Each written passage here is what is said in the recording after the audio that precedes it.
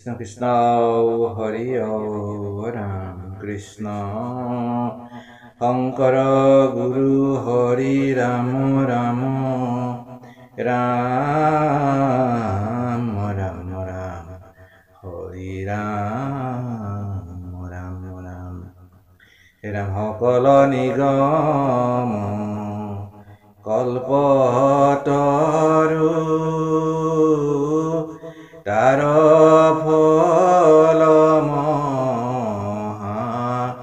Bhagavata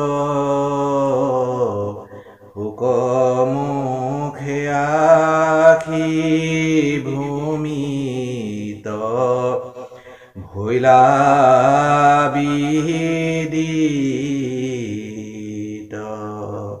Hiram Rakhata Satura Jitu jana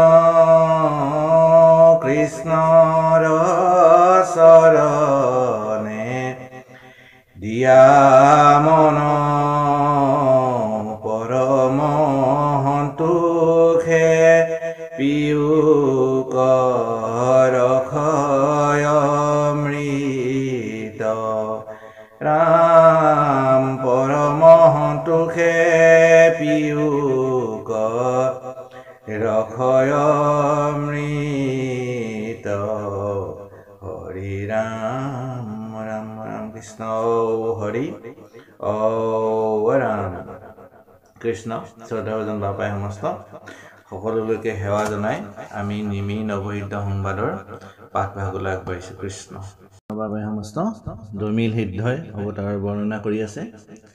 Narayan দেৱৰ যত মহিমা, এই অৱতাৰৰ কথা শুনা হে ৰাজন, আৰু এই অৱতাৰৰ কথা শুনাটোৱেই প্ৰধান ধৰ্ম, পৰম ধৰ্ম। এই কথা জানি অৱতাৰবাদৰ কথাসমূহ শুনা এই বুলি ক'বলৈ ধৰিলে। তাৰপিছত ব্ৰহ্মাৰ তনয়সকলে, ব্ৰহ্মা পুত্ৰসকলে এদিন ব্ৰহ্মাক সুধিলে যে সেই পিতৃ আমাক আত্মতত্ত্ব কথা কোৱা। এই প্ৰশ্ন শুনি ব্ৰহ্মাই কি ক'ব কি নক'ব একো ক'ব নোৱাৰি তলমূৰ কৰি আছিল। সেই সময়তে ঈশ্বৰে মহামহৰীয়া শংখ ৰূপ ধৰি উৰি আহি সত্যলোকত পৰিলে, যেন শুক্ল বগা যেন এটা পৰ্বত ডাঙৰ। তাৰপিছত আহি তেওঁ ব্ৰহ্মাৰ সভাত সকলোৰে আগত আত্মতত্ত্বৰ কথা ক'লে। এই হৈছে শংখ অৱতাৰ বাপাই সমস্ত প্ৰভু ভগৱন্ত শংখ অৱতাৰ ধৰি এই কৰ্ম সম্পাদন কৰিছে। তাৰপিছত দত্তাত্ৰেয় নামে অৱতাৰ হৈছে আত্ৰিৰ পুত্ৰ হিচাপে, আৰু তেওঁ অলক আৰু হৰহৈ নামৰ দুজন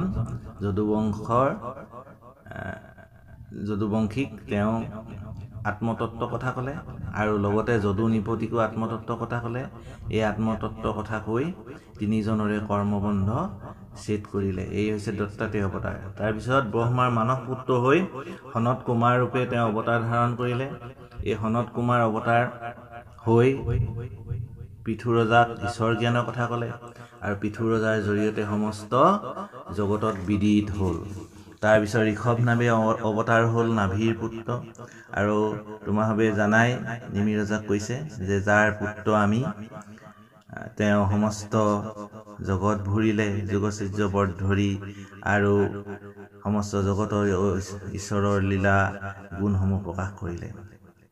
তাৰপিছত হয়গ্ৰীৱ ৰূপে অৱতাৰ ধাৰণ কৰিলে। যেতিয়া দৈত্যই বেদসমূহ চুৰ কৰি লৈ গ'ল, নি পাতালপুৰত লুকুৱাই থলে, তেতিয়া সেই মধু দৈত্যক কণ্ঠচ্ছেদ কৰি অৰ্থাৎ বধ কৰি প্ৰভু ভগৱন্তই পাতালৰ পৰা বেদ উদ্ধাৰ কৰিলে। সেইকাৰণে প্ৰভু ভগৱন্তৰ আন এটা নাম মধুৰিপু আপোনাভাৱে জানে, অৰ্থাৎ হয়গ্ৰীৱ অৱতাৰে বেদসমূহ উদ্ধাৰ কৰিছিল পাতালৰ পৰা।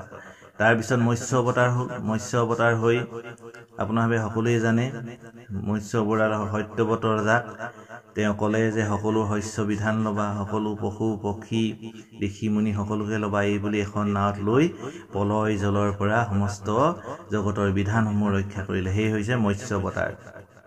তাৰপিছত বৰাহ অৱতাৰ হ'ল। বৰাহ অৱতাৰে এই পৃথিৱী লুকুৱাই ৰাখিছিলে হিৰণ্যাক্ষবীৰে ৰসাতলত। হিৰণ্যাক্ষক বধ কৰি পৃথিৱীক পাতালৰ পৰা উদ্ধাৰ কৰি আনিলে। এই হৈছে বৰাহ। তাৰপৰা কুৰ্ম অৱতাৰ হ'ল। আপোনালোকে জানে সকলোৱে, দেৱাসুৰে যেতিয়া সাগৰ মন্থন কৰিছিলে, অমৃত প্ৰাপ্ত কৰিবৰ কাৰণে যেতিয়া মন্দৰ পৰ্বত আনি সাগৰত পেলাই দিছিলে, মন্দৰ পৰ্বতটো তললৈ গুচি যায়, বাসুকী নাগত জড়ি কৰি লৈছিলে, তেতিয়া মন্দ পৰ্বতটো ধৰি ৰাখিবৰ কাৰণে প্ৰভু ভগৱন্তই কুৰ্ম অৱতাৰ অৰ্থাৎ কাছ অৱতাৰ, ডাঙৰ কাছ এটা হৈ এই মন্দ পৰ্বত পিঠিত তুলি পেলাই এই সাগৰ মন্থন কাৰ্যত তেওঁ সহায় কৰিছিলে। এয়া হ'ল কুৰ্ম অৱতাৰ।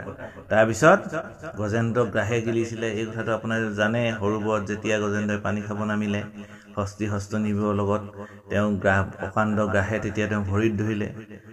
এই কাণ্ড দেখি আন হস্তিনীবিলাক ওপৰলৈ উঠি আহিল। তেতিয়া তেওঁ উপায়হীন হৈ প্ৰভু ভগৱন্তৰ চৰণত শৰণ ল'লে। তেতিয়া প্ৰভু ভগৱন্তই এয়া হৰি অৱতাৰ আপোনাৰ গৰুডৰ পিঠিত উঠি আহি একে জাপে নামি হাতী ঘূৰত ধৰি তুলি আনিলে। তুলি আনি গজেন্দ্ৰক মুক্তি দিলে আৰু গ্ৰাহক চক্ৰ মাৰি তেওঁ মূৰ ছিঙি পেলালে। আৰু গজেন্দ্ৰই হাতীৰ পৰাই বৈকুণ্ঠলৈ যাবলৈ মানে কৃষ্ণ সাৰূপ্য ৰূপ পাই পেলাই বৈকুণ্ঠলৈ গতি কৰিবলৈ সুবিধা পালে। এয়া হৈছে হৰি অৱতাৰ বা সমস্ত কৃষ্ণ। হেনা বালকিল ঋষি হব অতি অল্প কায়, পৰি গোখোজক দেখে সাগৰ পৰায়। উতে বুৰে তল যায় গোখোজৰ জলে, বাসবে সাখিলা আহি মহা কৌতূহলে। আঙ্গুষ্টপ মান বালকিল মুনি গণ, যজ্ঞ কাষ্ট আনিবাক প্ৰৱেশিলা বন। আখন্তে পথত দেখে গোখোজৰ জল, পাৰ হৈব খোজন্তে সমুলি গৈলা তল। হে ৰামে পলাশ পত্ৰৰ হীৰ বুজা মস্তকত, দেখি সাখিলা ইন্দ্ৰ আনন্দে মনত। উটি বৰি ফুৰে স্তুতি বুদ্ধি বৈলা হত, চাহি হৰি বুলি হবে স্মৰণত মনত।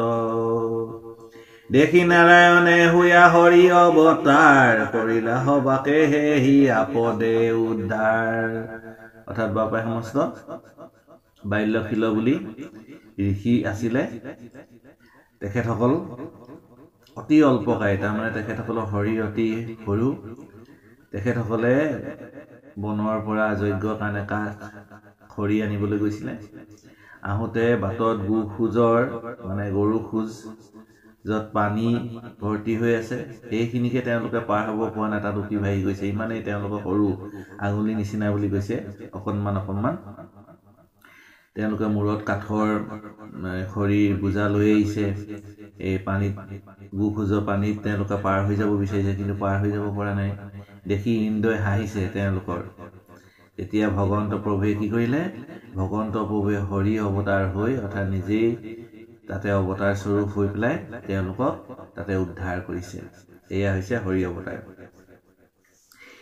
হে ৰাম বিতে বধ বাসবৰ ব্ৰহ্মবধ ভৈলা, সেহি ভয়ে স্বৰ্গ এৰি ইন্দ্ৰ পলাই গৈলা। অনন্তয়ে লৈলা হৰি চৰণে হৰণ, সেহি সংকট তাক কৰিলা তাৰণ। এহি এক সময়ত দেৱৰ মণিজতে, অসুৰৰ গৃহে বন্দী হুয়া আছিলে ক। কেৱতে অন্যথা হুয়া কৰন্ত কান্দন, মুক্ত কৰা জগন্নাথ এঘুৰ বন্ধন। হেৰাম এহি বুলি হৰণ পখিলা অকপতে, কৃপা কৰি তাসম্বাক ৰাখিলা সংকতে। ইয়াৰ পিছত বৃত্তবধ কৰি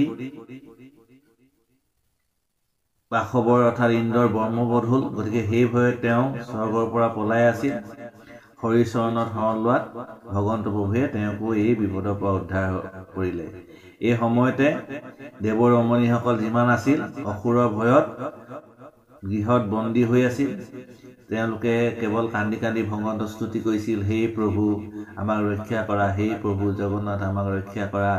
এতিয়া ভগৱন্তই কৃপা কৰি তেওঁলোকক এই সংকট কালতো ৰক্ষা কৰি আছিল, অৰ্থাৎ ইন্দ্ৰকো ৰক্ষা কৰিলে আৰু এই দেৱ যিসকল ৰমণী সেই সকলকো প্ৰভু ভগৱন্তই ৰক্ষা কৰিলে অৰ্থাৎ তেওঁ এইসমূহ লীলা কৰ্ম বাপাই সমস্ত কৃষ্ণ কৃষ্ণ হে ৰাম দানৱৰ ইন্দ্ৰ ভৈলা হিৰণ্যকশিপু পৰম দুৰ্জন জগতৰে মহাদীপু দেৱৰ সৰ্বস্বহৰে হৰি নীলাবলে ভাল ভাল স্তিক হৰি আনিলা নিষ্কলে হে ৰাম পলাই নপাৱে পুৰি ভয়ে দেৱগণ ত্ৰাহি হৰি বুলি লৈলা কৃষ্ণ তহৰণ নৰসিংহ স্বৰূপে অভয় দান দিয়া নখে বিদাৰিলা হৰি হিৰণ্য ৰহিয়া প্ৰত্যেক মনুৰ লগে প্ৰভু ভগৱন্ত অসুৰক যুদ্ধে মাৰি দেৱ কৰাখন্ত স্মৰণে খণ্ডয় মহা মহা উৎপাত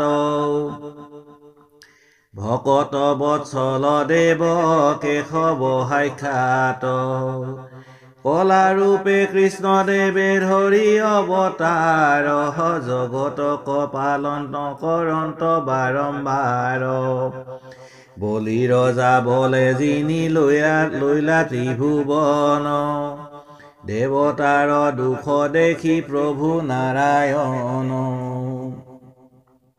হে ৰাম বামন স্বৰূপে হবে দেৱতা কলাগি ভিক্ষা চলে বলিৰত লৈক লৈলা মাগি অদিতি মাতৃৰ বাক্য কৰি প্ৰতিপাল বলিক আনন্দে দিলা সুতল পাতাল হে ৰাম স্বৰ্গটো অধিক ইটো বিতুপনপুৰ কৃষ্ণৰ প্ৰসাদে তাংক পাইলে কসুৰ পৰম ঈশ্বৰ মূৰ্তি কৰে ধৰি গদা বলি কহ মুখ হুয়া থাকন্ত সৰ্বথা জগত জুৰি লকায় বলি মাত্ৰ দেখে কুটিল কটা হতান চৰণৰ নখে পাদুদকী গংগা কৰে জগত পবিত্ৰ কি কহিবু বামনৰ পৰম চৰিত্ৰ হে ৰাম ভৈলা কি পৰশুৰাম নামে অৱতাৰ নৈখেতি কৰিলা ভূমি তিনি হাত ভাৰ বনিজে নকৰিলা দুষ্টৰ কুল দাহ বঢ়াইলন্ত মহন্তৰ পৰম উৎসাহ হে ৰাম ভূতকাল অৱতাৰ কহিলো নিপতি বৰ্তমান অৱতাৰ শুনিও সম্প্ৰতি হে ৰাম কৰিলা ৰাৱণে জগতকে অপকাৰ দেৱতাৰ মধ্যত লাগিল হাহাকাৰ দেখিয়া জন্মিলা ৰাম দশৰথ ঘৰে সীতাৰ নিমিত্তে হেতু বান্ধিলা সাগৰে হবংখে ৰাৱণ মাৰি দেৱ কটাৰিলা অযুত বৎসৰ ৰাজ্য আনন্দে কৰিলা আজিও ভুঞ্জন্ত ৰাজ্য ৰামে অযোধ্যাত বৰ্তমান অৱতাৰ কহিলো তোমাত অযোধ্যাৰ প্ৰাণী মানে স্বৰ্গপুৰে নীলা অতি অদ্ভুত কৃতি লোকত ৰাখিলা হে ৰাম শুনি উপাসত হৈব যিটো অৱতাৰ দৈত্য হব হৈবে পৃথিৱীৰ মহাভাৰ হেন দেখি লগে লয়া সহায় অনন্ত দৈৱকীত আপুনি জন্মিব আপুনি ভগৱন্ত যি কাৰণে লগে লৈয়া দেৱ শংকৰখন যদুকুলে জন্মিবন্ত প্ৰভু নাৰায়ণ হে ৰাম কংস ভয় চলে পাছে গকুলক যাই দেৱৰ দুৰ্লভ কৰ্ম কৰিব তথায় পুতনা সুখন তৃণাৱত বিনাশন কেশী কংস চানুৰ আদি কৰিব নিধন পিতৃক মাতৃক আতি কৰিব মি বিনতি পাতিবন্ত পাছে উগ্ৰখনে কণিপতি নৰক পণ্ডুক হালব শিশু পাল আদি সবাকে নাখিব যত ধৰ্মৰ বিবাদী নিমিয়া দ্বাৰা কাপুৰী সাগৰৰ জলে নিবাতৈকে মথুৰাৰ প্ৰজা যুগ বলে হে ৰাম যদু বংশ সমেতৈতে বঞ্চী বাহ ঋষি খুৰশ হাজাৰ হৈব কৃষ্ণৰ মহিষী সবাতো হৈবে কজাত দ্বাদশত নয় দেৱাসুৰ মনুষ্যৰ সবাৰ দুৰ্জয় বংশ সমে হবে সংহৰীয়া ভূমি ভাৰ ভকতজনৰ আবে খন্দিব নিকাৰ সমস্ত লোকৰে কৃষ্ণে সাধিব মুকুতি ব্ৰহ্মাদি দেৱগণে কৰিবন্ত স্তুতি থৈবা আপোনাৰ যখে জগতকে ভৰি বৈকুণ্ঠই চলিব দুনাই বংশক সংহৰি কৃষ্ণ বাপাই সমস্ত ইয়াৰ পিছত দানৱৰ ৰজা হিৰণ্যকশিপু তেওঁ পৰম প্ৰতাপী আৰু সমস্ত জগতৰে তেওঁ শত্ৰু বুলি কৈছে অৰ্থাৎ সমস্ত জগতকে তেওঁ হিংসা কৰিলে সমস্তকে অন্যায় কৰিলে দেৱতাসকলৰ সকলো হৰণ কৰি লৈ গ'ল ভাল ভাল স্ত্ৰীবিলাকো হৰণ কৰি লৈ গ'ল দেৱতাসকলে তেওঁৰ ভয়ত পলাই ফুৰিবলৈ ধৰিলে আৰু কৃষ্ণত শৰণ ল'লে তাৰ সকলোৰে উদ্ধাৰৰ কাৰণে প্ৰভু ভগৱন্তই নৰসিংহ স্বৰূপে অৱতাৰ হৈ নখেৰে হিৰণ্যকশিপুক বধ কৰিলে আৰু সমস্তকে উদ্ধাৰ কৰিলে এইদৰে প্ৰভু ভগৱন্ত হিৰণ্যকশিপুৰৰ পৰা সমস্ত জগতক ৰক্ষা কৰিলে তাৰপিছত ভগৱন্ত প্ৰভুৱে বলি ৰজাক জিনি বামন অৱতাৰ হৈ বলি ৰজাক জিনি দেৱতাবিলাকৰ দুখ আঁতৰালে আৰু ভিক্ষা চলে বলিৰ পৰা সমস্ত তৈলক্য খুজি ল'লে আৰু অদিতি মাতৃৰ বাক্য পালন কৰিলে অৰ্থাৎ ইন্দ্ৰক ৰক্ষা কৰিলে আৰু বলিক হোটলপুৰত স্থান দিলে যি হোটলপুৰ স্বৰ্গতকৈ অতি বিতোপন কৃষ্ণৰ প্ৰসাদত বলি অসুৰ হৈও সেই স্থান পালে আৰু পৰম মংগলময় মূৰ্তি ধৰি প্ৰভু ভগৱন্তই বলিক সদায় ৰক্ষা কৰি থাকে তেওঁ যি আকাৰ ধৰিছিলে সেই আকাৰ কেৱল বলিহে দেখা পালে আন কোনেও দেখা নেপালে বাপাই সমস্ত তেওঁ চৰণ নখত লাগি ব্ৰহ্ম কুণ্ড যি ফুটি পাদুদকী গংগা সৃষ্টি হ'ল এই পৰম পবিত্ৰ গংগা বৈ আহি জগতক পবিত্ৰ কৰিলে এই সকলোবিলাক বলিয়ে দৰ্শন কৰিবলৈ পালে তাৰপিছত পৰশুৰাম অৱতাৰ হ'ল পৰশুৰাম অৱতাৰ হৈ ২৭ বাৰ পৃথিৱী ভ্ৰমণ কৰি ক্ষত্ৰিয়বিলাকক নাশ কৰিলে আৰু নক্ষত্ৰিয় কৰি সমস্ত জগতক ক্ষত্ৰিয়ৰ যি শাসন শোষণ অন্যায়ৰ পৰা বচালে এইবিলাক হৈ যোৱা অৱতাৰ এতিয়া বৰ্তমানৰ অৱতাৰৰ কথা কওঁ শুনা বুলি কৈ সিদ্ধই নিমিৰজা ক'বলৈ ধৰিলে বৰ্তমান সমস্ত জগতৰে অপকাৰী ৰাৱণে লংকাৰ ৰজা হৈ শাসন কৰি আছে দেৱতাৰ মাজতো হাহাকাৰ লাগিছে এই দেখি প্ৰভু ভগৱন্তই দশৰথৰ ঘৰত শ্ৰীৰাম ৰূপে অৱতাৰ হ'ল আৰু সীতাক ৰক্ষা কৰা হেতুকে সাগৰত হেতু বান্ধি পাৰ হৈ ৰাৱণক সবংশে বধ কৰিলে আৰু আনন্দ মনে আহি অযোধ্যাত তেওঁ ৰজা হৈ শাসন কৰিলে এয়া বৰ্তমান অৱস্থাৰ অৱতাৰ আৰু এই ৰামে সমস্ত অযোধ্যাবাসীক স্বৰ্গলৈ লৈ যাব তাৰপিছত প্ৰভু ভগৱন্তই দৈত্য হ'ব পৃথিৱী মহা অত্যাচাৰ কৰিছে মহাভাৰ হৈছে দৈত্য হ'ব গতিকে ভগৱন্ত প্ৰভুৱে এইবাৰ পূৰ্ণ ব্ৰহ্ম অৱতাৰ হৈ দৈৱকী ঘৰত নিজেই জন্ম ল'লে আৰু লগত দেৱতাসকলকো লৈ আহিলে যদুকুললৈ আনি সকলোৱে লীলা কৰ্ম কৰিলে আৰু কৃষ্ণই নিজেই কংসৰ ভয়ত আহি নন্দ যশোদা ঘৰত থাকিলহি এয়াও তেওঁ মায়া পুতনা তৃণাৱত কেশী আদি বিভিন্ন ধৰণৰ অসুৰ বধ কৰিলে অঘ বক বকাসুৰ এইবিলাক বধ কৰিলে তাৰপিছত কংসক বধ কৰিলে শেষত তাৰপিছত নৰক পণ্ডু শাল্ব শিশুপাল আদি বধ কৰি পৃথিৱীৰ ভাৰ হৰণ কৰিলে তাৰপিছত তেওঁ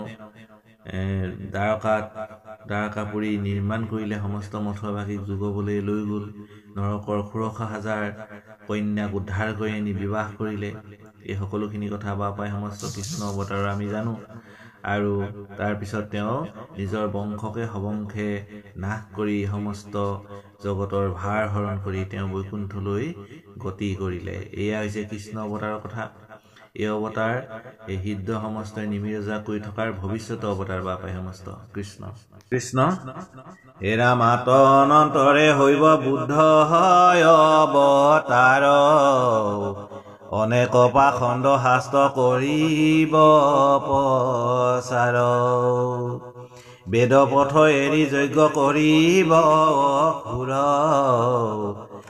বাদে বিমুহিয়া কৰি বন্ত যজ্ঞ দূৰ অসুৰ স্বভাৱ হৈব মনুষ্য যতে ধৰাইব পাখণ্ড পথ তাহাকো প্ৰত্যেক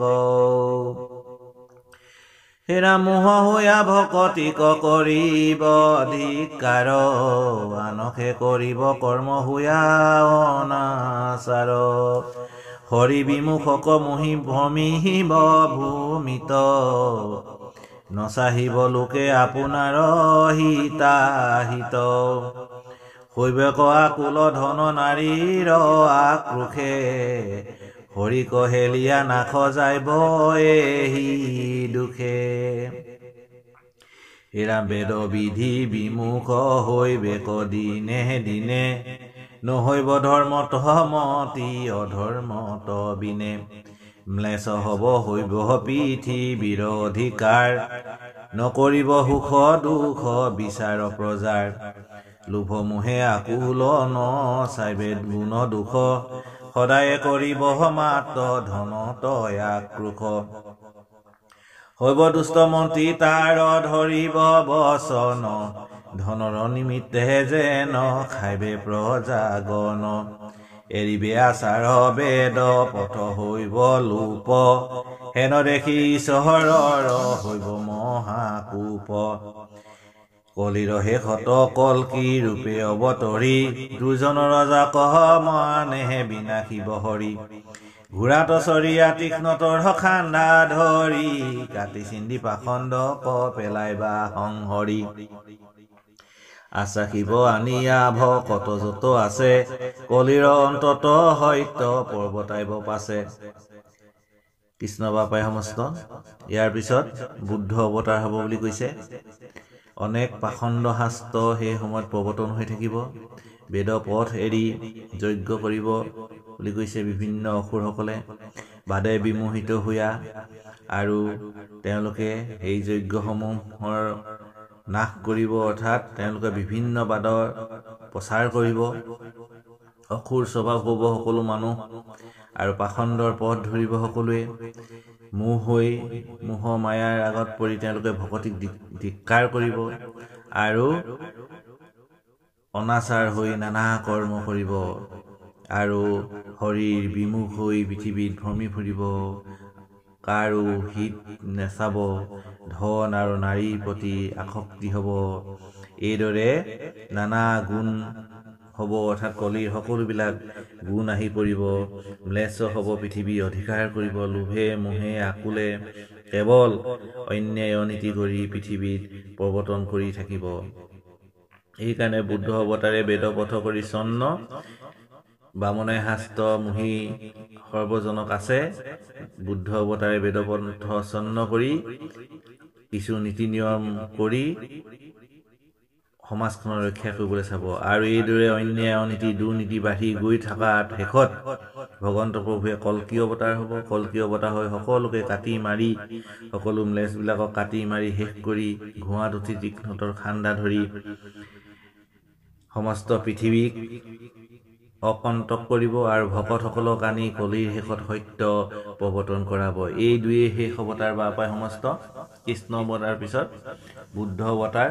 আৰু কল্কি অৱতাৰ। বুদ্ধ অৱতাৰে কোৱা হৈছে বেদ পথ কৰিচ্ছন্ন, অৰ্থাৎ বেদ পথছন্ন মানে ইয়াত বেদৰ যিবিলাক আগম পন্থ সেই পন্থবিলাকত প্ৰৱৰ্তী সমাজখন একেবাৰে অধপতনে যোৱাৰ কাৰণে সেইসমূহ নাইকিয়া কৰি কিছুমান নীতি নিয়মৰ মাজেৰে সমাজখন যাতে বৰ্তি থাকে সেইটো চেষ্টা কৰিব। তাৰ পাছতো কলিৰ প্ৰভাৱত সমাজখন বেয়া হৈ গৈ থাকিব। অন্যায়, অনীতি, দুৰ্নীতি, হিংসা, কুস্তুত, কপট, মিছা, বিশ্বাস ইত্যাদিবিলাকহে বেছি হ'ব। সেইকাৰণে কল্কি অৱতাৰ হ'ব। কল্কি অৱতাৰ হৈ সকলোকে কাটি মাৰি শেষ কৰি কেৱল মহামহা ভক্তসকলক ৰাখি সেইসকলৰ জৰিয়তে সত্যযুগটো আকৌ প্ৰৱৰ্তন কৰাব। কৃষ্ণ কৃষ্ণ। হে ৰাম মাধৱৰ জন্ম কৰ্ম কহিলো নিপতি, ইহাৰে খে শ্ৰৱণ কীৰ্তনে সাধে গতি। আতপৰে মহাধৰ্ম নাহি নাহি আৰ, কৰিবা বাক্যত আবে বিশ্বাস আমাৰ। নথৈবা মনত তুমি সংশয় কিঞ্চিত, বুলিও ক আৰু কিবা শুনিবা কচিত। শুনা সামাজিক জন কেশৱৰ কথা, বিষয়ৰ অৰ্থে জন্ম নকৰিও বৃথা। কাছৰ কাৰণে যেন তেজয় মানিক, জানি সাধুজনে যত্নে ভজিও হৰিক। পিতৃ মাতৃ হৰিষে বন্ধুহাৰ, হৰিষে সুহৃদ নিজ আত্মা আপোনাৰ। ইহ পৰলোকত হৰিক পাইবা লাগ, যথা যায় তথা হৰি হুন্ত হাতো আগ। হেন বন্ধু মাধৱ কবহিলি আমি, কৰিলো আপুনি আপোনাক অধোগামী। জানি শুনি এতেকে তথাপি নপাওঁ সাক্ষী, দেখিও নেদেখো যেন খাইলো দুয়ো আখি। দুজন মনৰ সংগে ভৈলো সৰ্বনাশ, নকৰিলো প্ৰাণ প্ৰভু তোমাত বিশ্বাস। আপুনি উদ্ধাৰ কৰা কৃপাময় মোক, বোলা ৰাম ৰাম যত সমাজিক লোক। হৰি ৰাম ৰাম ৰাম। হে ৰাজন, মাধৱৰ জন্ম কৰ্ম তোমাক কলো। ইয়াৰ জৰিয়তে অৰ্থাৎ এই জন্ম কৰ্ম শ্ৰৱণৰ জৰিয়তেহে গতি সাধন কৰিব পাৰিবা।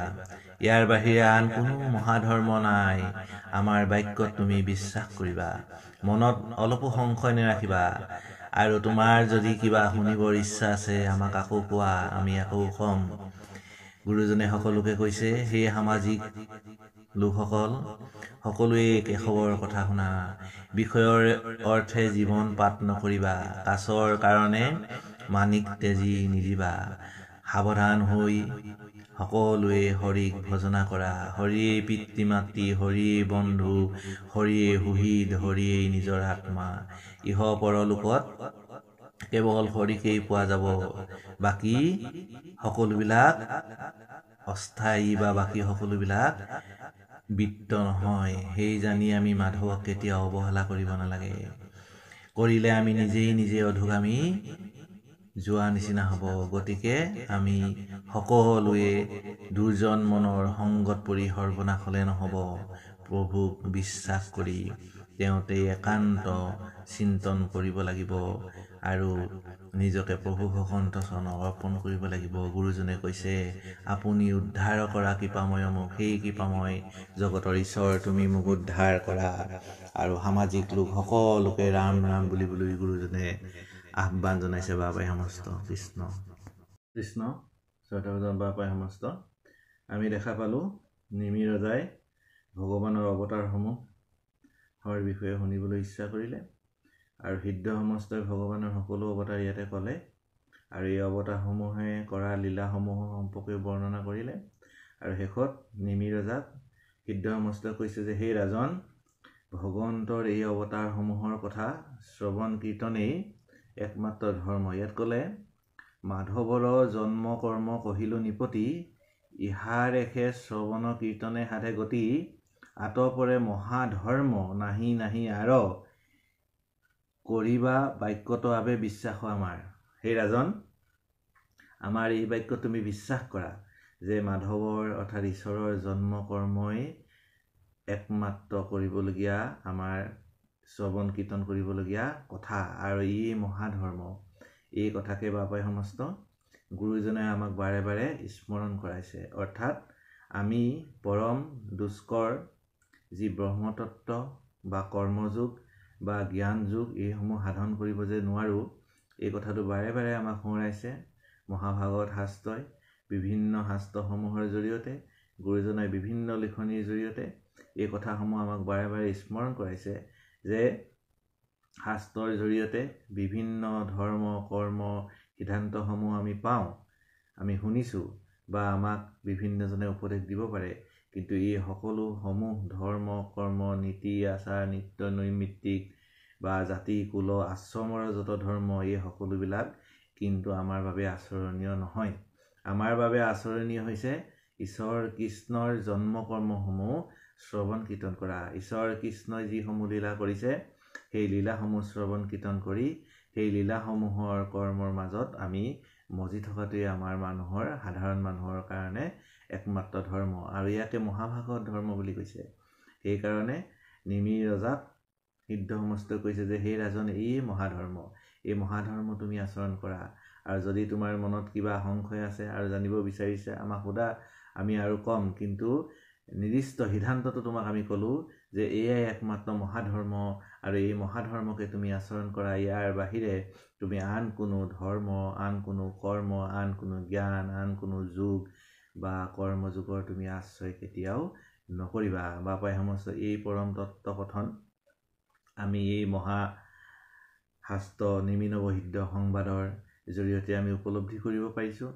আৰু মহাভক্ত নিমিৰ ৰজাক মহাভাগৱত এই 9জন সিদ্ধ পুৰুষে মহাতত্ত্ব কথাসমূহ ব্যাখ্যান কৰিছে। যদিও নিমিৰ ৰজাই জানিবলৈ বিচাৰিছে বিভিন্ন তত্ত্ব কথা, কৰ্মযোগৰ বিষয়ে, ব্ৰহ্মৰ বিষয়ে, জ্ঞান যোগৰ বিষয়ে বা আন আন প্ৰশ্নসমূহ কৰিছে। আপোনালোকে জানে মায়াৰ বিষয়ে প্ৰশ্ন কৰিছে, মায়াৰ তৰণৰ বিষয়ে প্ৰশ্ন কৰিছে। এই সকলোবিলাক প্ৰশ্নৰ উত্তৰ কৈছে সিদ্ধ সমস্তই, কিন্তু তাৰ লগে লগে আচৰণীয় ধৰ্ম সম্পৰ্কেও সোঁৱৰাই গৈছে। আৰু এই আচৰণীয় ধৰ্ম কথা আমি ধৰি ল'ব লাগে বাপাই সমস্ত। সেইকাৰণে ভাগৱত ধৰ্ম আচৰণ কৰাৰ ক্ষেত্ৰত, ভাগৱত ধৰ্ম পালন কৰাৰ ক্ষেত্ৰত আমি সচেতন হ'ব লাগে। আমি বহু সময়ত পাইছোঁ ভাগৱত চৰ্চা কৰা, ভাগৱত পাঠ ব্যাখ্যা অনুষ্ঠানসমূহত বহু লোকে, ভক্তসকলে কেতিয়াবা বিভিন্ন প্ৰশ্ন উত্থাপন কৰে। সেই প্ৰশ্নসমূহে আমাৰ ভক্তিৰ ক্ষেত্ৰত সহায়ক হয় নে নহয়, সেই কথাটো আমি বিচাৰ বিশ্লেষণ কৰিব লাগে। আমি বিভিন্ন সময়ত অহা প্ৰশ্নসমূহ দেখি আমি কেতিয়াবা স্তম্ভিত হৈ ভাবোঁ যে এই প্ৰশ্নকৰ্তাসকলে কেৱল ভাগৱত ব্যাখ্যাকাৰীগৰাকীক বা ভাগৱত পাঠ কৰি থকা গৰাকী জ্ঞানৰ সীমাবদ্ধতাক প্ৰমাণ কৰিবৰ কাৰণে বিভিন্ন প্ৰশ্ন কৰে। কাৰ পুতেক কোন আছিল, কাৰ লগত বিয়া হৈছিল, কাৰ বাপেক কোন আছিল, তেওঁৰ ককাক কোন আছিল, এনেকুৱা বিভিন্ন প্ৰশ্ন কৰে। আমুক দূতৰ নাম কি আছিল, আপুনি নাজানিলে জানো হ'ব, আপুনিতো ভাগৱত ব্যাখ্যা কৰি আছে, এনেধৰণে বাপাই সমস্ত প্ৰশ্ন অৱতাৰণা কৰে। এইসমূহ প্ৰশ্নই জানো ভক্তিৰ দিশটো আগুৱাই নিব পাৰিব? এইসমূহ প্ৰশ্নই ভক্তিৰ দিশটো আগুৱাই নিব নোৱাৰে। যদি ভাগৱত ব্যাখ্যাকাৰীজনে, ভাগৱত বক্তাজনে জানে নিশ্চয় ক'ব, নহয় জানো? গতিকে আমি প্ৰশ্নসমূহ এনেকুৱা প্ৰশ্ন কৰিব লাগে যাতে এই প্ৰশ্নৰ জৰিয়তে নিজে উদ্ধাৰ হ'ব পাৰি আৰু জগতকো উদ্ধাৰ কৰিব পাৰি। সেইসমূহ প্ৰশ্নহে শ্ৰেষ্ঠ প্ৰশ্ন। সেইকাৰণে শুকদেৱে আৰম্ভণিতেই পৰীক্ষিতক কৈছে যে যিটো প্ৰশ্ন কৰিলা সংসাৰত সাৰ, সেই পৰীক্ষিত তুমি যি প্ৰশ্ন কৰিছা সংসাৰৰ ভিতৰত শ্ৰেষ্ঠ প্ৰশ্ন, আৰু এই প্ৰশ্নৰ উত্তৰৰ জৰিয়তে তুমিতো ধন্য হবাই, সমস্ত জগত ধন্য হৈ যাব। এই বুলি বাপাই সমস্ত পৰীক্ষিতক ধন্যবাদ দিছে, দি পেলাই তেওঁ তাৰ উত্তৰ ক'বলৈ গৈছে। সেই উত্তৰ ক'বলৈ যাওঁতে আমাৰ এই মহাভাগৱত শাস্ত্ৰ হৈছে বাপাই সমস্ত, আপোনালোকে সকলোৱে জানে। গতিকে আমি এই মহাভাগত শ্ৰৱণ কৰিবলৈ যাওঁতে আমি ঈশ্বৰৰ কথাসমূহ শ্ৰৱণ কৰিবলৈ যাওঁতে আমি এই ক্ষেত্ৰতে সাৱধান হ'ব লাগে যে আমি অদৰকাৰী কথাসমূহ বাদ দিব লাগে। বিভিন্ন কাহিনী আছে, বিভিন্ন আখ্যান উপাখ্যান আছে। এই আখ্যান উপাখ্যান কাহিনীসমূহৰ জৰিয়তে আমাক দিবলৈ বিচৰা বস্তুটো আমি গ্ৰহণ কৰিব পাৰিব লাগে। সেইকাৰণে আমাৰ শাস্ত্ৰত কৈছে, মাধৱ পুৰুষেও লিখিছে, বেদে ৰামায়ণে পুৰাণে ভাৰতে আদি মধ্যে অৱসানে হৰিকেহে মাত্ৰ কহয় নিশ্চয় অজানা তত্ত্বই সি মানে। কেৱল হৰিকে কৈছে, বেদতো ৰামায়ণতো পুৰাণতো, ভাৰত মানে মহাভাৰত, সকলোতে কৈছে। গতিকে আমি মূল তত্ত্বটো ধৰিব লাগে বাপাই সমস্ত। আমি বিভিন্নজনে বিভিন্ন সময়ত যে প্ৰশ্ন কৰোঁ, সেই প্ৰশ্নসমূহো আমাৰ মহা ভক্তসকলে, মহা পণ্ডিতসকলে আমাক দিব। জানিলেতো লগে লগে দিব, নাজানিলে তেখেতসকলৰ যি অনুসন্ধিত মন বা তেখেতসকলে অতি সোনকালে সেই প্ৰশ্নসমূহ উত্তৰ বিচাৰি উলিয়াই ল'ব পাৰিব। সেই শক্তি তেওঁলোকৰ আছে, দিব। কিন্তু আমাৰ জানো উপকাৰ হ'ব? আমি সেই কথাটো আমি ভাবিব লাগে। এতিয়া নিমি ৰজাই প্ৰশ্নসমূহ কৰিছে, এই প্ৰশ্নসমূহৰ জৰিয়তে জগতৰ উপকাৰ হৈছে। এই প্ৰশ্নসমূহৰ জৰিয়তে নিমি ৰজা নিজেও ধন্য হৈছে। নিমি ৰজাই এই প্ৰশ্নসমূহৰ জৰিয়তে আমাক ধন্য কৰিছে বাপাই সমস্ত। তেৰাই কেৱল ঈশ্বৰৰ জন্ম কৰ্ম এইসমূহৰ কথা সুধিছে, ঈশ্বৰৰ সম্পৰ্ক ভক্তিতত্ত্বৰ কথা সুধিছে। যদিও ইয়াতে কৰ্মভকতিৰ বিষয়ে তেখেতে সুধিছে, কিন্তু কৰ্মভকতি তেখেতে আচৰণ কৰাৰ কথা তেখেতে নিজেও ভবা নাই, বা সিদ্ধ সমষ্টিও তেখেতক সেইসমূহ আচৰণ কৰিবলৈ কোৱা নাই। কেৱল নিমি ৰজাই এইকাৰণে সুধিছে যে সেই সিদ্ধ সমষ্টি মোক এই কথা কোৱা, মই কৰ্মভকতিৰ সম্পৰ্কে বা দুষ্কৰ কৰ্ম পন্থৰ সম্পৰ্কে মই সুধিছিলোঁ, চাৰি সিদ্ধক মই সুধিছিলোঁ পিতৃৰ লগত। যেতিয়া মই শিশু অৱস্থাত আছিলোঁ ইক্ষাসুৰ পিতৃৰ লগত, তেতিয়া ব্ৰহ্মা পুত্ৰসকলক মই এই কথা সুধিছিলোঁ, কিন্তু মোক নকলে। কিয় নকলে মোৰ আজিও জানিব ইচ্ছা আছে। তেতিয়া নৱসিদ্ধই ক'লে যে সেই ৰাজন তোমাক এইকাৰণে নকলে যে সেইসমূহ দুষ্কৰ পথ বা সেইসমূহ অতি টান কথা, তুমি সেই সময়ত তোমাক ক'লে তুমি সেইসমূহ বুজিব নোৱাৰিবা বা জানিব নোৱাৰিবা বা উপলব্ধি কৰিব নোৱাৰিবা। সেইকাৰণে তোমাক সেইসমূহ কথা তেওঁলোকে নকলে। এতিয়া আমি কম যদিও তুমি সেই দুষ্কৰ কৰ্মভকতি পথ তুমি আচৰণ কৰিব লগা কথা নাই। গতিকে তুমি অতি সহজ, সৰল, সুগম, সৰলতকৈ সৰল শব্দটো ব্যৱহাৰ কৰিছে বাপাই সমস্ত, সিদ্ধ সমস্তই। সৰলতো সৰল প্ৰেম ভকতি তুমি আচৰণ কৰা, ঈশ্বৰ পুৰুষক তুমি ভাল পোৱা, ঈশ্বৰ পুৰুষৰ তুমি লীলা অৱতাৰসমূহ কথন কৰা, এইবোৰ শ্ৰৱণ কৰা, স্মৰণ কৰা, জগতত বিলাই দিয়া। সমস্ত জগত তোমাৰ জৰিয়তে ধন্য হ'ব, তুমিও ধন্য হ'বা, আৰু সমস্ত জগতক তুমি উদ্ধাৰ কৰিব পাৰিবা। সেইকাৰণে বাপাই সমস্ত আজিও এই নিমি নৱসিদ্ধ সংবাদে যুগে যুগে সমাজক উদ্ধাৰ কৰি আহিছে। নিমি ৰজাও ধন্য হৈছে, নৱসিদ্ধও ধন্য হৈছে। এই আখ্যান ভাগ জগতলৈ দি থৈ আমাৰ মহাপুৰুষ গুৰুজনাও ধন্য হৈছে, সকলোৱে ধন্য হৈছে। আহকচোন আমিও এই মহাপাঠৰ মাজতে ধন্য হওঁ। কৃষ্ণ জয় গুৰু শংকৰ মাধৱ কৃষ্ণ। কৃষ্ণ বাপাই সমস্ত। আজিৰ পাঠভাগী আমি ইমানতে সামৰিছোঁ। কৃষ্ণ জয় ৰাম জয় নাৰায়ণ জয় কৃষ্ণ জয় জগতগুৰু শ্ৰীমন্ত শংকৰ। কৃষ্ণ হৰি ৰাম কৃষ্ণ। অপৰাধ বিনাশন তজু নামে নাৰায়ণ, জানি নামে পখিলো হৰণে, আন গতি নাহিকে মৰণে, অপৰাধ ক্ষমা কৰি তুমি দয়াখিলো হৰি, মোকৰ ৰক্ষা কৰিছনে ৰাম, মোকৰ ৰক্ষা কৰিছনে। কৃষ্ণ হৰি ৰাম। শ্ৰীমন্ত শংকৰ হৰি ভকতৰ, জানা যেন কল্পতৰু, তাহান্ত বিনাই নাই নাই নাই, আমাৰ পৰম গুৰু ৰাম তাহান্ত বিনাই নাই নাই নাই, আমাৰ পৰম গুৰু। কৃষ্ণ কৃষ্ণ হৰি ৰাম কৃষ্ণ হৰি ৰাম।